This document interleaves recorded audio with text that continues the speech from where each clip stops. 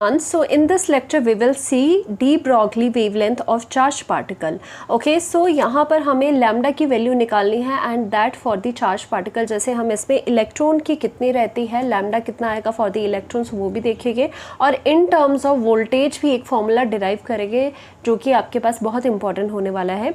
सो यहाँ पर सपोज हमने क्या किया, ये बैटरी ले ली जिससे कि आप पोटेंशियल कितना दे रहे हो, V दे रहे हो, और उन्हें दोनों टर्मिनल को कहाँ से आपने अटैच कर दिया, दो प्लेट से अटैच कर दिया. तो यहाँ पॉजिटिव है, यहाँ पॉजिटिव आएगा और यहाँ पर नेगेटिव आएगा.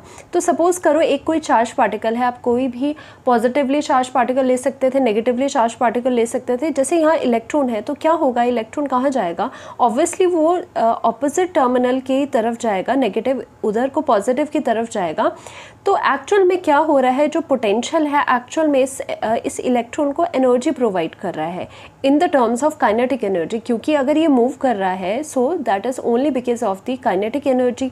सो दैट मीन्स जो आपका पोटेंशियल है वो क्या प्रोवाइड कर रहा है, एनर्जी प्रोवाइड कर रहा है इससे. सो दैट मीन्स जब हम लैम्डा निकालेंगे तो उसमें हमें पोटेंशियल वाला फॉर्मूला डिराइव करना है. सो यहाँ पर क्या बोला गया है, when a charge particle like an electron और proton is accelerated through a potential difference से V. इसे इलेक्ट्रॉन को एक्सेलरेट करा गया ना, तभी ये मूव कर रहा है. कब, जब इसे पोटेंशियल दिया गया, लेट अस से the potential V, it gains kinetic energy and we can derive its de Broglie wavelength based on this. So kinetic energy obviously move कर रहा है तो काइनेटिक एनर्जी भी इसकी निकाल सकते हैं ना हम. सो क्या करेंगे, we know that the kinetic energy का फॉर्मूला कितना होता है, वो चार्ज पार्टिकल जिस पे कोई भी चार्ज पार्टिकल हो सकता है, हम तो यहाँ इलेक्ट्रॉन ले रहे हैं बट कोई भी चार्ज पार्टिकल अगर होगा तो उसे एक्सेलरेट करा जा रहा है तो काइनेटिक एनर्जी उस पर कितनी आएगी, उसका चार्ज, जिस चार्ज पार्टिकल को एक्सेलरेट कर रहा है उसका चार्ज इनटू द पोटेंशियल, जितना पोटेंशियल दिया जा रहा है तो हम यहाँ पर V लिख लेंगे. ओके, जितना पोटेंशियल से उसे एक्सेलरेट करा जा रहा है. So also we know that the kinetic energy is equal to कितनी होती है, p² होती है, p² होती है. p is the momentum, m is the mass. Okay, so now equating these two हमारे पास कितना आ रहा है, p इज इक्वल टू आपके पास सॉरी ये वाला भी रहने दो, सिर्फ अभी यहाँ पर फोकस करो कि मोमेंटम आपके पास कितना आएगा. अभी p इज इक्वल टू कितना आया आपके पास, अंडर रूट ऑफ 2m और यहाँ पर काइनेटिक एनर्जी आ गई उस पार्टिकल की, उस चार्ज पार्टिकल की, राइट. ऑल्सो हमने डी ब्रॉगली की जो आपकी वेवलेंथ थी उससे क्या देखा, लैम्डा इज इक्वल टू कितना आया था पहले, h/p, प्लैंक्स कांस्टेंट अपॉन आपका यहाँ पर मोमेंटम आया है. सो सिंपली क्या कर सकते हो, इसे यहाँ पर पुट कर सकते हो. सो हम क्या लिख सकते हैं, फ्रॉम यहाँ पर 1 लिख लीजिए, यहाँ पर 2 लिख लीजिए. सो फ्रॉम 1 and 2 दोनों को इक्वेट करना है. n2 आपके पास कितना आ रहा है, p की वैल्यू पुट कर लो. So we are getting lambda is equal to आपके पास आ रहा है h upon under root 2m और यहाँ पर आपका काइनेटिक एनर्जी आ रहा है. ठीक है, lambda is equal to h/2m kinetic energy आपके पास आ रहा है. और जो लैम्डा है उसमें जो ये काइनेटिक एनर्जी है that can be also written as the q into V, right. So we can also write कि जो आपका लैम्डा है इज इक्वल टू वो कितना है, h है आपके पास और यहाँ पर कितना है under root and your 2 and m है, और काइनेटिक एनर्जी की तरह की जगह we can write your qm, so qv, so यहाँ पर आपका q and v आ जाएगा. So this is the final lambda, this is the final de Broglie wavelength for any charged particle which is accelerated with the help of potential V और जिसका charge आपका Q हो जाएगा. सो ये किसी भी एनी चार्ज पार्टिकल के लिए है. सो यहाँ पर फॉर एनी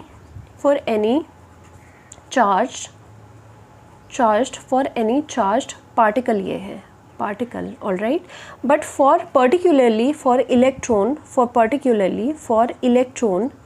फॉर इलेक्ट्रॉन आपका क्या हो जाएगा, फॉर इलेक्ट्रॉन के लिए क्या हो जाएगा, this charge will be replaced by the charge of the electron. Mass of the electron भी हमें पता है 2, फिर से आपका कांस्टेंट है, h is also the Planck's constant. सिर्फ आपको यहाँ पर ये पता होना चाहिए क्वेश्चन में कि आपकी वोल्टेज कितने गिवन है, बाकी आपका क्वेश्चन निकल जाएगा यहाँ से.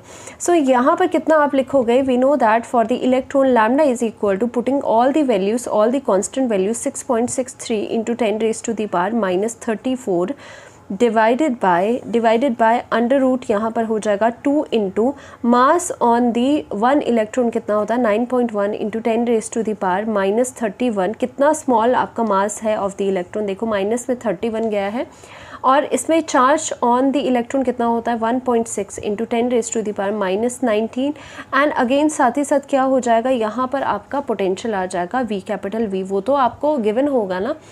ओके सो यहाँ से कितना आ रहा है lambda is equal to we are getting lambda is equal to यहाँ पर कितना है 12.27 इंटू 10⁻⁻10 और डिवाइडेड बाय यहाँ पर कितना है अंडर रूट योर V, और ये किस में है मीटर में। ऑब्वियसली यहाँ पर 10⁻⁻10 मीटर को हम एंगस्ट्रॉन में भी लिख सकते हैं। सो दैट मीन्स हमेशा आपको ये चीज़ याद रखनी है कि फॉर एन इलेक्ट्रॉन जो डी ब्रॉगली आपकी वेव लेंथ है वो कितनी है उसके साथ associated 12.27 divided by under root V, कितना पोटेंशियल उसे दिया जा रहा होगा और यहाँ पर एंगस्ट्रॉन में है ये।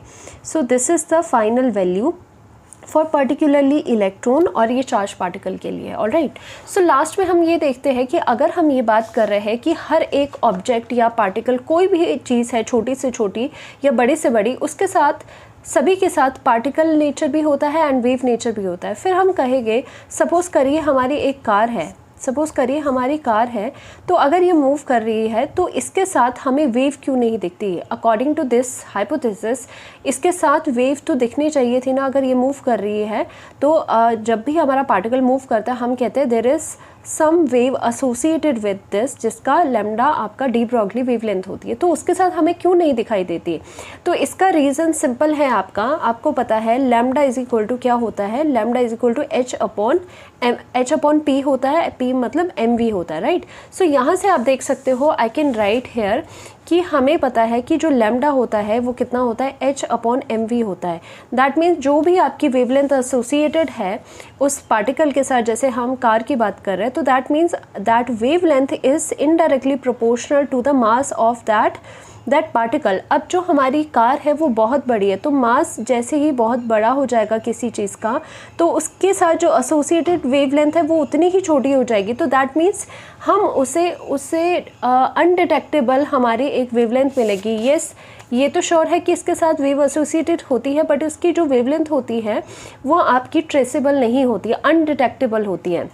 और यहाँ पर स्मॉल पार्टिकल जैसे इलेक्ट्रॉन्स हैं उनका मास बहुत कम होता है। अगर मास कम हो जाएगा आपका तो ऑब्वियसली आपकी जो वेवलेंथ होगी वो आपकी प्रिडिक्टेबल आएगी, डिटेक्टेबल आएगी, so that the wavelength is large enough to observe interference. तभी तो हम इलेक्ट्रॉन की इंटरफेरेंस भी देख पाते हैं, डायफ्रैक्शन इफेक्ट भी देख पाते हैं, जहाँ से हमें पता चलता है कि इलेक्ट्रॉन पार्टिकल होने के साथ साथ वेव की तरह भी बिहेव करता है। While other objects like car होगी, बड़ी बड़ी चीज़ें होगी, the mass is very huge so that the wavelength is very small.